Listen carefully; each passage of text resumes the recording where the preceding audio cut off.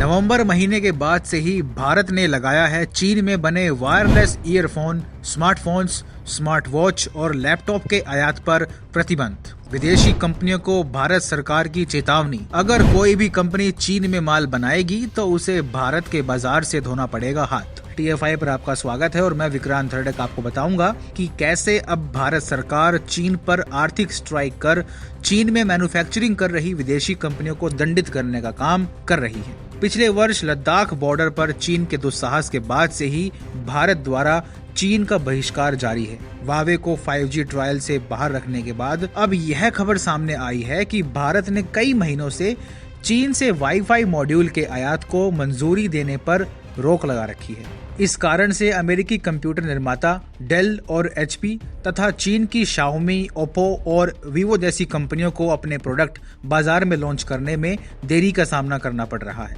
दरअसल रॉयटर्स की रिपोर्ट के अनुसार इलेक्ट्रॉनिक उपकरणों जैसे कि Bluetooth speaker, wireless earphone, smartphone, smart watch और लैपटॉप जिनमें चीन में तैयार होने वाले वाईफाई मॉड्यूल लगे होते हैं, उन सभी के आयात को मंजूरी मिलने में देरी हो रही है।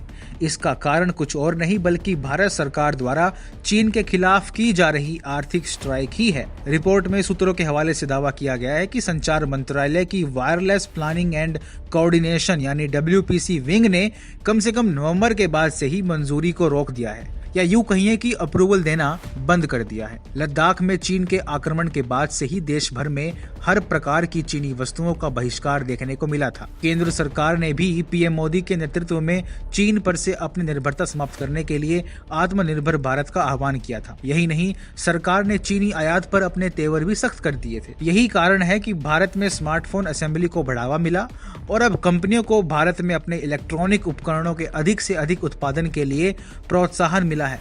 भारत सरकार इसके लिए पहले ही अपनी PLI स्कीम लॉन्च कर चुकी है। भारत के बाजार और निर्यात क्षमता ने इसे दुनिया के दूसरे सबसे बड़े मोबाइल निर्माता के रूप में बदल दिया है। WPC द्वारा मंजूरी में लंबी देरी करना चीन के खिलाफ उठाए गए कदमों में से ही एक है, जिससे भारत की अर्थव्यवस्था से उसका प्रभाव कम हो तथा भारत में इन इलेक्ट्रॉनिक उपकरणों की मैन्युफैक्चरिंग शुरू हो। इससे भारत में काम करने वाली कंपनियों को चीन पर आश्रित नहीं रहना होगा। यह एक प्रकार से सभी विदेशी कंपनियों के लिए एक बड़ा संदेश है। संदेश यह है कि अगर कोई भी कंपनी चीन में माल बनाएगी तो उसे भारत के बाजार से हाथ धोना पड़ सकता है। ऐसा इसलिए क्योंकि भारत सरकार उन कंपनियों के उत्पाद को आयात के लिए मंजूरी देगी ही नहीं। बता दें कि मोदी सरकार ने इस हफ्ते चीनी दूरसंचार दिग्गज कंपनी वावे को अपने 5G ट्रायल में शामिल होने वाली कंपनियों की लिस्ट से हटा दिया था, जबकि यूरोपीय और कोरियाई कंपनियों को अनुमति प्रदान की गई थी। एक बार जब भारत में 5G की सेवाएं शुरू हो जाएंगी तो उसके बाद भारत द्वारा